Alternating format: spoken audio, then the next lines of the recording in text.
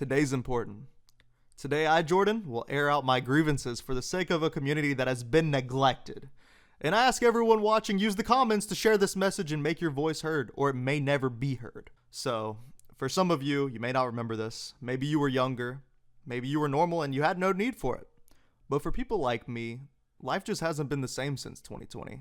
And if this isn't something you can relate to, maybe it's a feeling that I can share with you to earn your support and introduce you to a life you have yet to have. A better one. In the year of our Lord 2020, something scary happened, okay? Sending the world into fucking chaos and all types of shit, okay? For at least a few months or a year, depending on where you live and the situation and all that. And you know what I'm talking about. Shit was wild, and in the grand scheme of things, it really wasn't all that long ago. It's been like 5 years, but it feels like we're all aging in dog years for some reason. And anyways, during that time of 2020, a lot of things changed. Some things eventually did go back to normal, like not feeling like somebody was gonna knock you out, put you in a UFC fight just from sneezing in Home Depot. But today we're talking about something that still hasn't gone back to normal, and it really just pisses me off. Alright, I'm just gonna say it. Why the fuck can I not go to Walmart at 3 a.m. anymore, huh? Believe it or not, this used to be a thing, okay?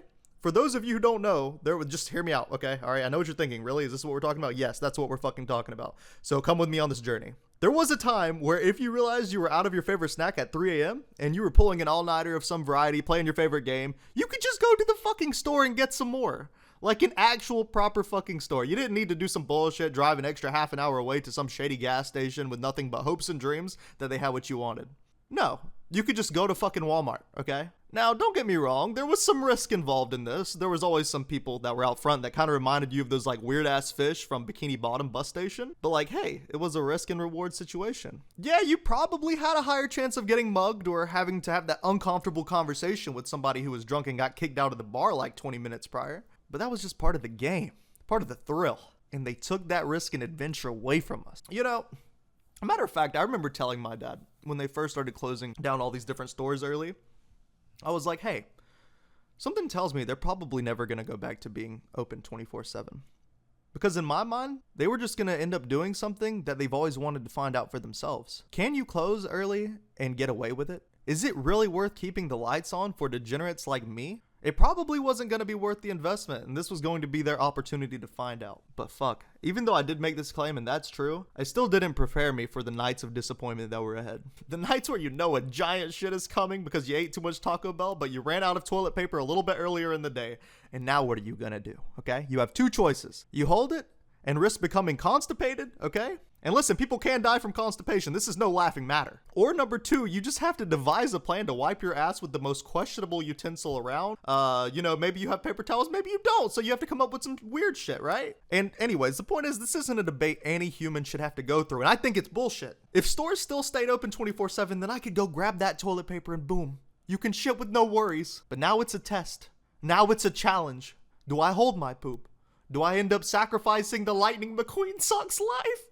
I didn't want to, I swear. This should have never happened to you. I'm sorry. I don't know. I think you guys get my point. This is a national tragedy and something we need to fight to bring back. This is a message to any entrepreneurs out there that are wondering, hey, where's there a market of people that aren't being served in 2025? It's us. It's the 3 a.m.ers. It's the go-getters. The people that look at the sun and think to themselves, you can't control me, circadian rhythm and evolution. Fuck you. The night owls, the gamers, the late night gooners, and of course, the crackheads, but you don't have to think about those too hard because you might want to keep the store closed. But hey, even then, maybe they'll just work for free. They might just stop in and start bagging groceries for you, so, there's some give and take. Moral of the story, you need to make this happen. Because if you can bring back 24/7 stores, you will have a cult-like loyal following, okay? You will have people that will round up to the nearest cent and finally help some starving kids, okay? Because we will be grateful and we will want to hand that back to the world. And most importantly, you would be doing it for all the socks that didn't deserve it.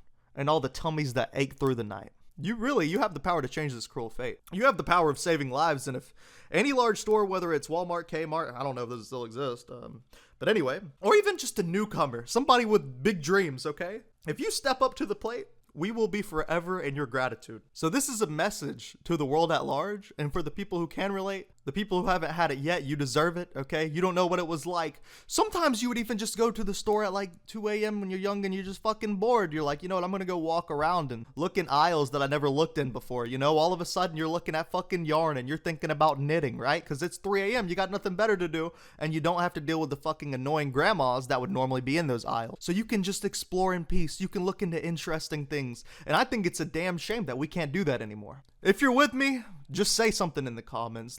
Share the video, okay? All right, this is a fucking problem, and that needs to be fixed. If you're somebody who hasn't experienced this bliss of 3 a.m. Walmart shopping, then I honestly feel bad for you. Do you have to suffer like we do, the people that had it taken away from us? No. But at the same time, you will never get to experience that golden hour. Or I guess that dark hour, because there's no sun out. Ladies and gentlemen, I present to you #BringBack 24/7 stores. And together we can make our voices heard, God damn it. It's Triz. Tell your mother I said hey, and have a nice day.